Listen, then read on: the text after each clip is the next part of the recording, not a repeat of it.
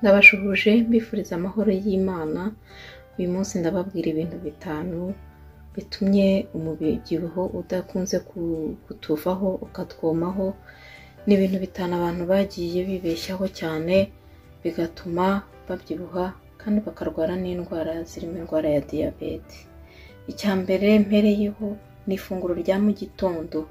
Ifunguro rya mu gitondo ntabwo ari ngombwa ku muntu ushaka guta ibiro cyangwa uko turifata nibyo bitari ngombwa. Ni ukuvuga ngo ifunguro rya mu gitondo iba rigize, iyo ari igikoma, niba ari imbuto, ziriya mbuto isukari irimo, ndetse n'ikintu icyo ari cyo cyose wafata mu gitondo kirimo isukari. Ni ukuvuga ngo uba uhaye komande umubiri wawe ngo wirirwe urya amasukari, ngo wirirwe uryagagura. Ni ukuvuga ngo rero ifunguro rya mu gitondo, ndetse n'abantu barikoze, abazanye izo teori z'ifunguro rya mu gitondo, ngo ifunguro umuntu agomba gufata ibiryo bimeze neza bifite byose, ni abantu bashakaga ubucuruzi, ni abantu bakoreraga uruganda rwa Kellogg's. Ni uruganda rukoresha ibinyampeke, nibyo abantu bakoresha inaha mu petit déjeuner, mu ifunguro rya mu gitondo. Ibyo bintu bikaba byuzuyemo isukari. Ikigaragara ni uko kuri ubu ngubu abantu benshi bari kubiriha ubuzima bwabo. Usanga abantu benshi bararwaye diyabete. Mu Bufaransa bwonyine bavuga ko 2 kuri 3 barwaye diyabete niba atari muri Amerika. Abo kandi 2 kuri 3 ni abazwi bagezwe kwa muganga babizi. Abenshi rero bagiye bazira iyo breakfast, iyo petit déjeuner, iryo funguro rya mu gitondo ryabaga ryuzuyemo cyane cyane amasukari. Umva rero, niba ushaka guta ibiro, irinde ifunguro rya mu gitondo. Niba udashaka kurwara diyabete nanone cyangwa urwaye diyabete, wirinde ifunguro rya mu gitondo. Bizatuma ugabanya insuline wafataga, bizatuma ubuzima bwawe butajya mu kaga.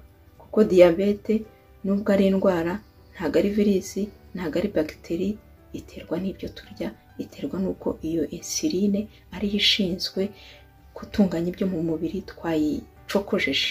Iyo ucokoje ukayiha amasukari, ineyoberwa ibiyibayeho, igatangira gukora uko ibonye, igatangira gushyira aho ibonye, aribwo nyine gutsindagiye imibyibuho.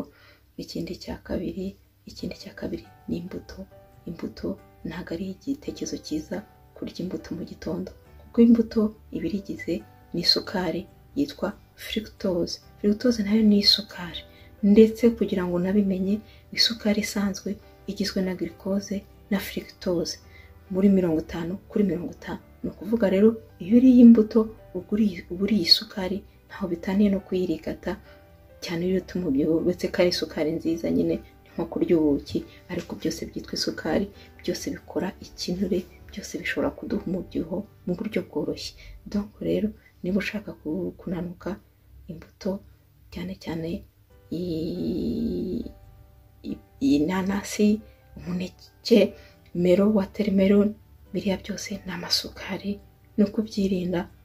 Ndetse rwose ushaka kurya iyo nanasi, kiriya gishishwa cy'inyuma wagifata ukagitogoza, ugashyiramo karafu, ugashyiramo igishishwa cya beterave, aho ngaho ukabinywa nk'amazi nijoro.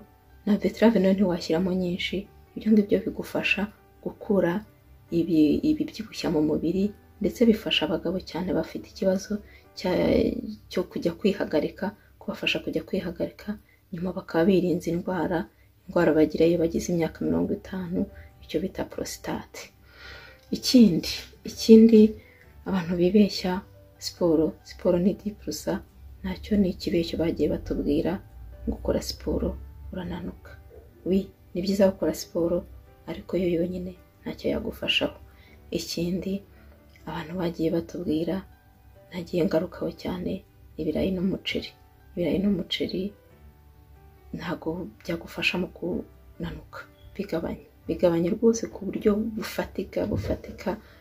Wifatire amashu yawe n'ibishyimbo n'avoka mu gihe cy'iminsi 5, wenda ku cyumweru ufata uwo muceri n'ibirayi, niba rwose ubikunda cyane, ariko bivuyeho byagufasha cyane. Ikindi gikurikiraho, abantu bakakubeshya gufata utunini uzananuka. Ntaho byigeze bishoboka ko utunini twakunanura. zino abantu barabagwa n'ubu ngubu baracyabagwa kandi amafaranga bariha ariya rirabagwa ni menshi cyane, amamiliyoni ageze mu 10. Mu gihe wahitamo akanini se ninde wajya guhitamo kujya gufata amamiliyoni 10 akayatanga atafashe utwo tunini nyine twabiri twijana yewe no twa 200 wadutanga, ariko ntujye kwiteza kubagwa, kuko iyo ubazwe ntago babwa gusa igifu, bakubaga igifu bakakubaga n'ibindi binure byagiye bitendera. Ndibaza atari byo abantu bahitamo, bajya bafata utwo tunini bikoroha. Urumva rero ibyo kwitwararika, niba bigufashije, niba ushaka kubigerageza uzabigerageze rwose. Nguhaye ikizamini, twihe ikizamini. Mu gitondo uzahere ku mbuto uzivange, izo nanasi, iyo miro, uvange n'iyo mineke umunsi umwe. Wundi wa kabiri wifatire urunyanya rwawe, wifatire les olives, wifatire n'avoka, wifatire n'inyama yewe washyiraho n'akanyama ntacyo bitwaye. Uzasanga uwo munsi uzirirwa neza, utagize inzara, nta kibazo wagize. Mu gihe muzaba watangije isukari, yaba iy'imbuto yaba iyo ariyo yose, uzirirwa ufite inzara, ukirirwa urya umunsi wose. Ngaho rero mugira amahoro, muhorane n'Imana, hereza n'abandi, kuko ndabizi ko ibi ngibi byafasha abantu. Muramuke.